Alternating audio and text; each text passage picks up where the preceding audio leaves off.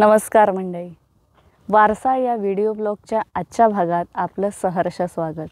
आज आपण आलो आहोत भद्रावती या शहरातील भवानी मंदिरात।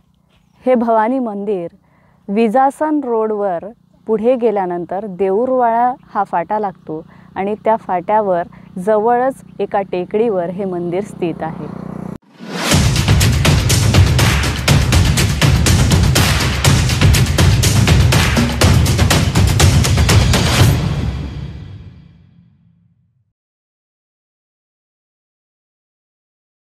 चंद्रपूर जिल्ह्यातील भद्रावती हे तालुक्याचे ठिकाण। जिल्ह्याच्या ठिकाणापासून 25 किलोमीटर अंतरावर आणि नागपूर या उपराजधानीच्या ठिकाणापासून 125 किलोमीटर अंतरावर ही नगरी वसली आहे।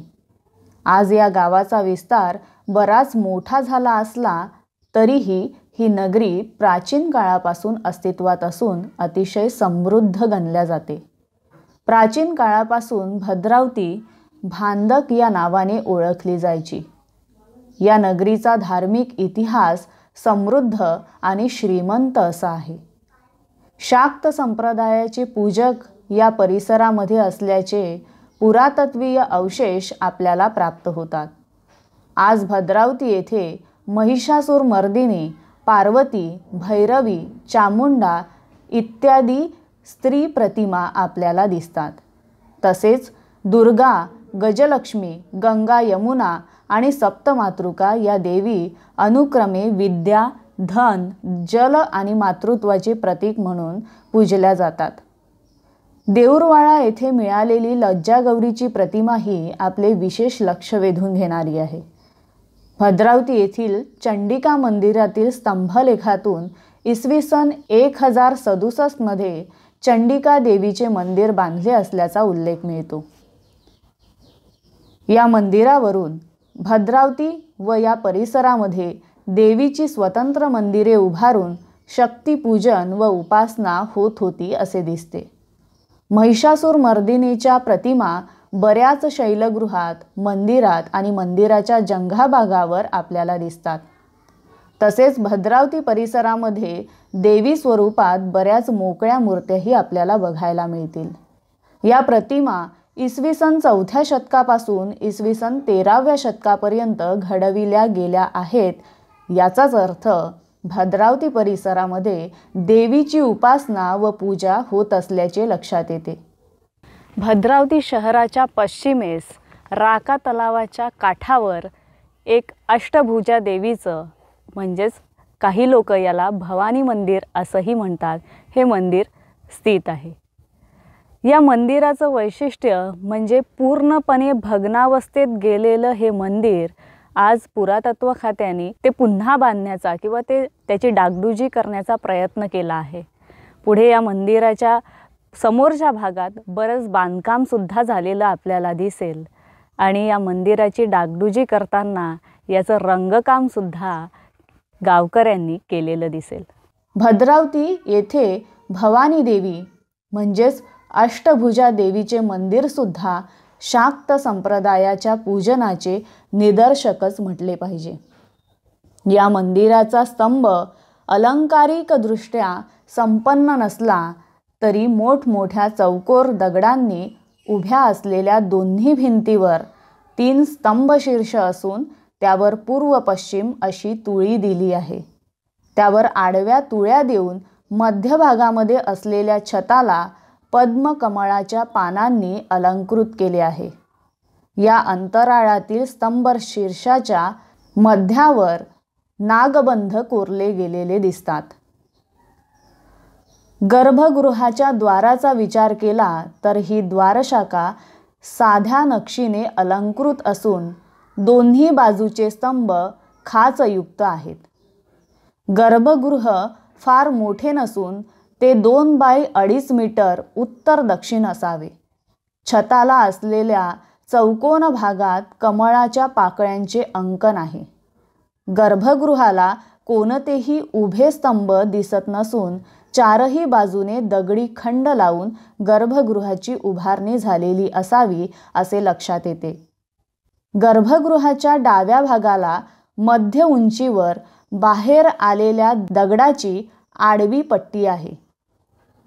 ती पूजेचे साहित्य ठेवण्यासाठी तयार केली असावी असे दिसते. गर्भगृहात एक उच्चासन आहे. ते उच्चासन बरेच उंच असून त्यावर देवीच्या मूर्त्या स्थानापन्न आहेत.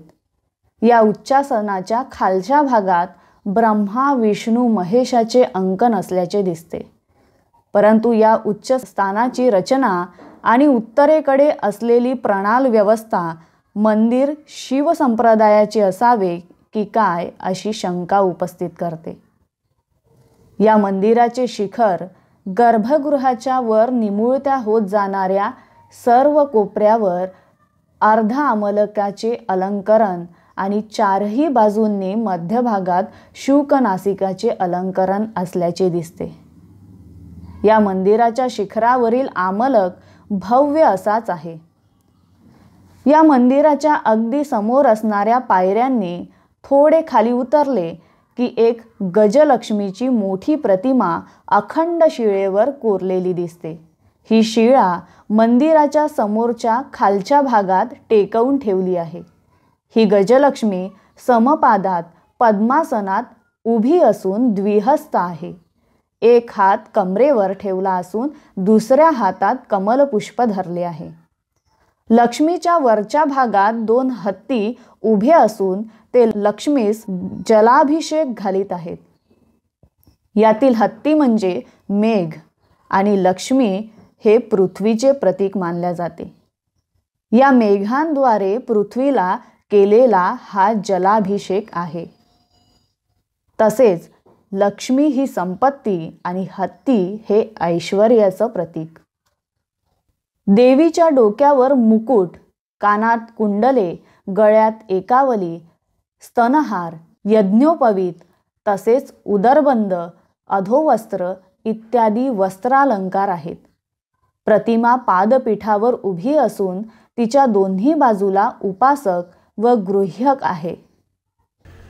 या मंदिरात जो भग्नावशेष आहेत त्याच्या व्यतिरिक्त आत्ताच्या काळात एक सभामंडप आणि समोरच्याही भागात म्हणजे इथून पायऱ्या आणि खालच्याही भागात बरंच बांधकाम आत्ता करण्यात आलं आहे.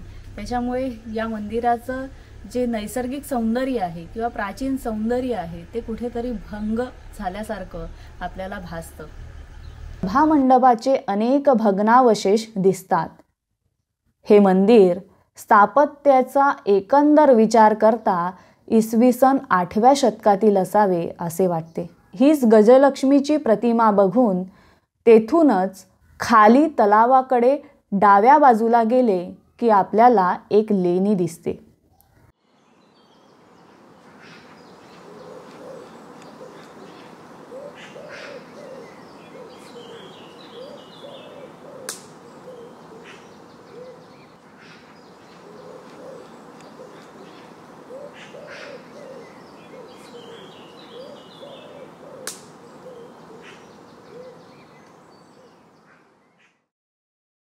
भवानी मंदिराच्या खालच्या भागात डाव्या साईडला थोडं खाली आलं की आपल्याला एक लेणी दिसते आणि आत्ता आपण त्या लेणी समोर आहोत. तर या लेणीच्या त्या भागात म्हणजे लेणीच्या उजव्या भागाला एक अंकण दिसतं. एक गोल असा भाग दिसतो आणि त्यामध्ये काहीतरी कुठलं तरी चिन्ह किंवा कशाचं तरी ते चिन्ह असावं असं वाटतं. आणि या भागामध्ये इथे केवल नृसिंहाची मूर्ती आपल्याला दगडावर कोरलेली दिसते. या व्यतिरिक्त जर या लेणीमध्ये जर काही बघितलं आत तर एक 8x8ची अशी खोली असल्यासारखं ती लेणी आहे. या व्यतिरिक्त कुठलंही अंकन, कुठलीही व्यवस्था या लेणीमध्ये आपल्याला दिसत नाही किंवा कुठल्याही देवतेचं अंकन नाही. परंतु बाहेर जर बघितलं तर नृसिंहाची मूर्ती दिसते आणि असं वाटतं की ही व्यवस्था एखाद्या साधूसाठी किंवा कुणीतरी राहण्यासाठी केलेली असावी. अशा प्रकारची एक छान अशी लेणी आपल्याला या भागामध्ये दिसते. या व्यतिरिक्त आता ही सगळी लेणी पांढऱ्या चुन्यानी रंगवलेली आहे आणि समोरच्या भागामध्ये शेणाने सारवलेलं सुद्धा आपल्याला दिसेल। तर अशा प्रकारची एक सुंदर लेणी या दगडामध्ये, एका अखंड दगडामध्ये कोरली गेली आहे छिन्नी हातोड्याने। ही लेणी प्राचीन आहे। लेणीची रचना बघता निवासासाठी केलेली व्यवस्था असावी असे वाटते। काही अभ्यासकांनी या लेणीला बौद्ध भिक्खूंसाठी केलेली व्यवस्था म्हटले आहे। पण या लेणीच्या बाजूला एका दगडावर असलेले नृसिंहाचे अंकण आणि त्याच्या 500 फूट अंतरावर असणारी अखंड दगडात कोरलेली गणेश, ब्रह्मा, विष्णू, नृसिंह आणि देवी प्रतिमा तसेच शिवलिंग यावरून लेणीच्या इतिहासाविषयी शंका उपस्थित होते। या लेणीच्या अगदी समोर राका तलाव आहे। या तलावाच्या आणि लेणीच्या मधून एक पायवाट जाते। लोकांची, गाड्यांची रहदारी या रस्त्याने असते। प्राचीन काळात हाच जाण्या येण्याचा मार्ग असावा असे वाटून जाते।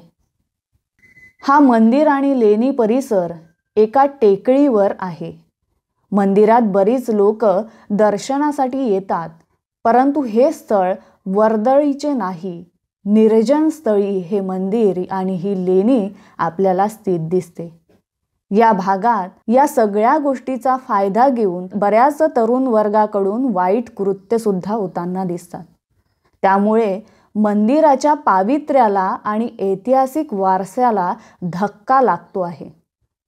तसेच या मंदिर परिसरात स्थानिक प्रशासनाने या सर्व बाबींवर लक्ष देणे फार गरजेचे आहे। स्वच्छतेच्या दृष्टीने सुद्धा या मंदिर परिसराचा विचार प्रशासनाने केला पाहिजे हे आपल्याला या मंदिर परिसरात आल्यानंतर सहज वाटून जातं।